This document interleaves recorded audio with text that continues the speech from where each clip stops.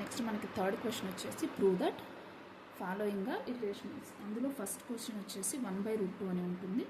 Same ఇక్కడ కూడా మనం కాంట్రడిక్షన్ వేనే ఫాలో అవుతాం. సో యాజ్ యూజువల్ మనం ఫస్ట్ అజ్యూమ్ చేసుకుంటాం. Let us assume 1/√2 is rational అని అజ్యూమ్ చేసుకుంటాం. రేషనల్ అనగానే మనకు a/b ఫామ్లో ఉంటుంది కదా. వేర్ ఏబిఆర్ కోప్రైమ్స్ అయినా రాయండి, లేదా where a, b belongs to integers where b not equals to 0 అయినా రాయండి. కామన్ ఫ్యాక్టర్స్ మీద మనమేమి ఇక్కడ ప్రొసీడ్ అవ్వం కాబట్టి ఎలా రాసినా సరిపోతుంది. లేదు మీరు కోప్రైమ్స్ కానీ కన్సిడర్ చేసుకొని రాస్తాము అన్న తప్పేం లేదు. So 1/√2 is equals to a/b. So ఇందులో మనకి ముందే క్లారిటీ ఉన్నది √2 గురించి. ఇప్పుడు 1/√2 కదా, దీనికి మనం రెసిప్రోకల్ చేద్దాం.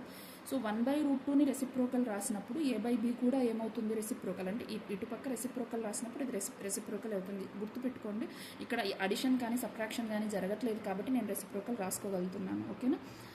లేదు ఇంత కన్ఫ్యూజన్ ఎందుకు అనుకున్నప్పుడు సింప్లీ ట్రాన్స్పోజిషన్స్, క్రాస్ మల్టిప్లికేషన్ అయినా ఫాలో అవ్వండి. సో 1/√2కి రెసిప్రోకల్ √2/1 అవుతుంది. So simply √2. a/bకి రెసిప్రోకల్ b/a. ఇప్పుడు మనం చూడండి 2/3 అనేది రేషనల్గా తీసుకున్నప్పుడు 3/2 కూడా రేషనల్ అవుతుందిగా, ఎక్సెప్ట్ జీరోని అవాయిడ్ చేసేస్తాం మనం కంప్లీట్గా. సో 2/3 రేషనల్ అయినప్పుడు 3/2 కూడా రేషనలే అవుతుంది. అలాగా a/b రేషనల్ అయినప్పుడు b/a కూడా ఏమవుతుంది, రేషనలే అవుతుంది కదా. సో b/a అనేది రేషనల్ అయినప్పుడు ఈ √2 b/a అనేవి ఈక్వాలిటీలో ఉన్నాయి కాబట్టి దీని ప్రాపర్టీ దాని ప్రాపర్టీ ఒకటే అయి ఉండాలి కదా. సో b/a అనేది రేషనల్ అయినప్పుడు దెన్ అప్పుడు √2 కూడా ఏమవుతుంది, rational.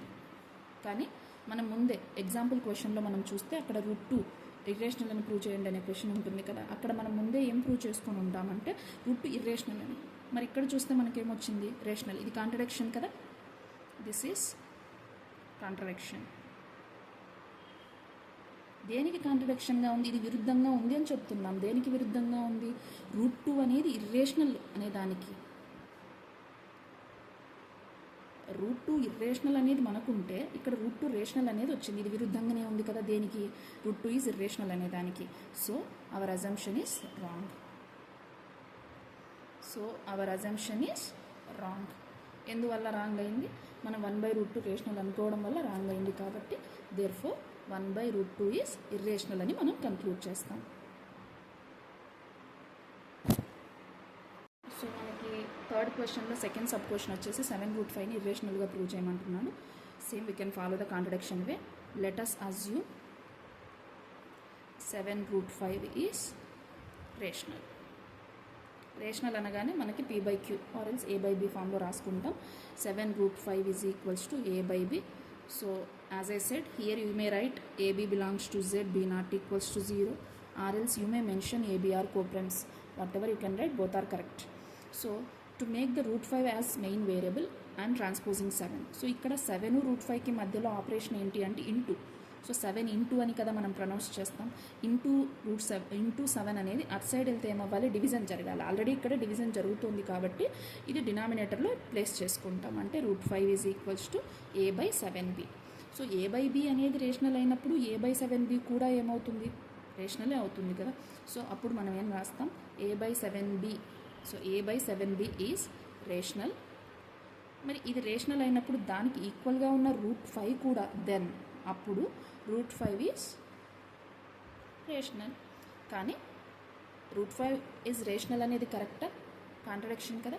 So this is contradiction.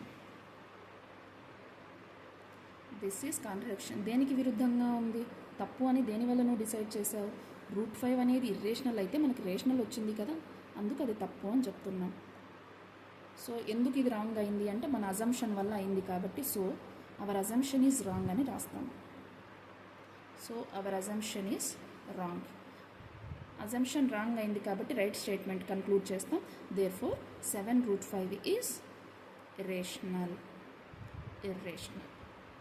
So ఇలాగే మనకి థర్డ్ సబ్ క్వశ్చన్ కూడా ఉంటుంది.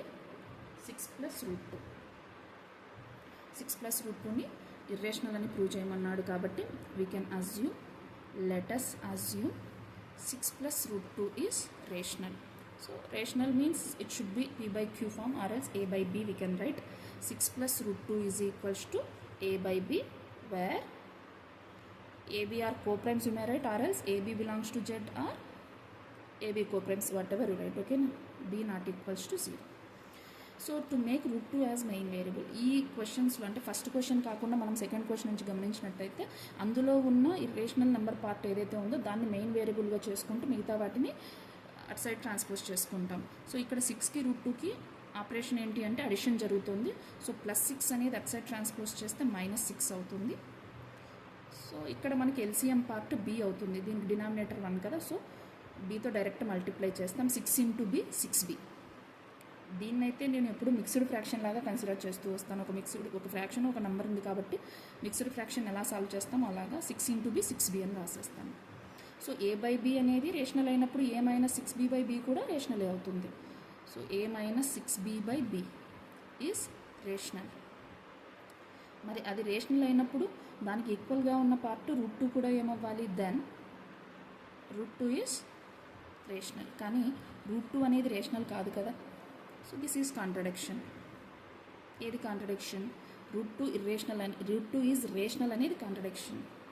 This is contradiction to root 2 is irrational. దేనివల్ల ఈ కాంట్రడిక్షన్ అరైజ్ అయింది మనకు అంటే మన అజంప్షన్ వల్ల, రాంగ్ అజంప్షన్ వల్ల అయింది కాబట్టి. So our assumption is wrong. Therefore 6 plus root 2 is irrational. Thank you.